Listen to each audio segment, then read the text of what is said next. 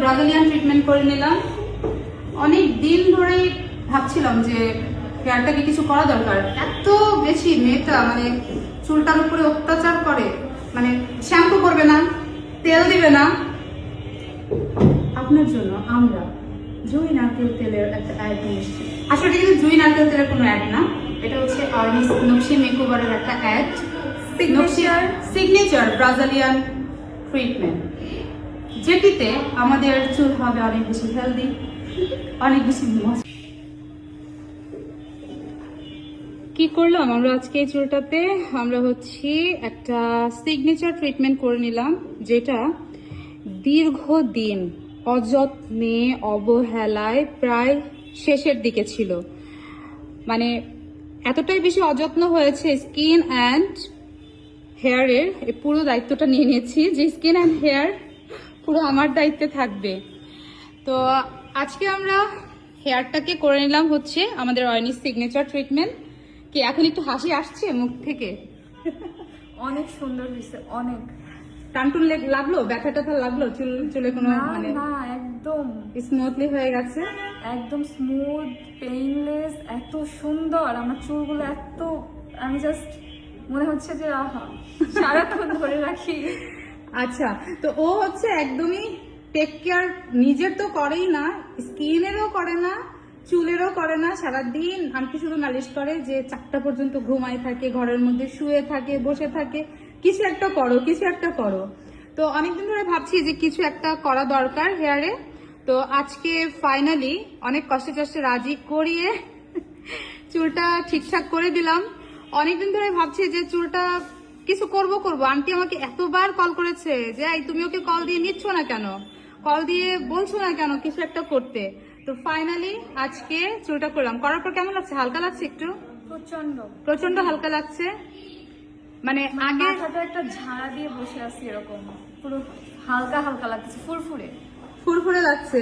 হ্যাঁ, তোমাকে কিন্তু অনেক সুন্দর লাগছে। আর আমি একটা 2 মিনিটে জাস্ট ও এলোমেলো হয়ে আছে, ওতে এমনি সুন্দর মাশাআল্লাহ। আর 2 মিনিটে ওকে বললাম যে একটুখানি একটা সোভার কালার একটা কিছু মানে লিপস্টিক পরো, একটুখানি জাস্ট একটু সানস্ক্রিন দিয়ে বসিয়ে দিয়েছি যে বসো। আপনারা আপনাদের সকল যত্নে অর্নিস নকশি ধন্যবাদ, আপনাকে অ্যাড করতে হবে না।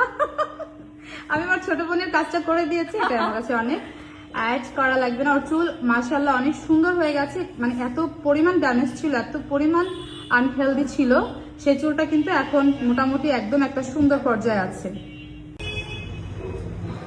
আসসালামু আলাইকুম এভরিওয়ান, অর্নিস নকশি মেকওভার থেকে চলে আসলাম একটা হেয়ার নিয়ে।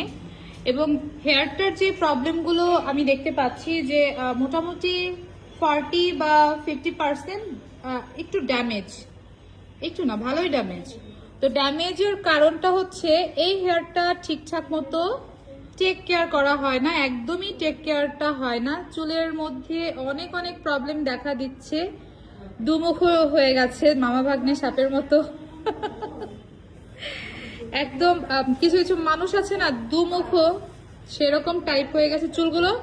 তো এই হেয়ারটার যে প্রবলেমগুলো আমি এখন দেখতে পাচ্ছি, সেই প্রবলেম অনুযায়ী আমি যেটা করব সেটা হচ্ছে একটা বেস্ট ট্রিটমেন্ট আমি দিব, যেটা আমাদের অর্নিস সিগনেচার ট্রিটমেন্ট, যে ট্রিটমেন্টটা আমাদের নকশি মেকওভারে হিউজ পরিমাণ চলে। এবং এই ট্রিটমেন্টটা কিন্তু অনেক এক্সপেন্সিভ ট্রিটমেন্ট, যেটা আমাদের স্টার্ট হয় 16,000 থেকে একদম 16,000 থেকে 44 পর্যন্ত আছে আমাদের এই ট্রিটমেন্ট প্রাইস। 44,000 পর্যন্ত আছে আমাদের এই ট্রিটমেন্টের প্রাইস। তো আমরা এখন এই ট্রিটমেন্টটা করে নিব। এবং যাকে আমি বসিয়েছি তাকে আমি জোর করেই বসিয়েছি।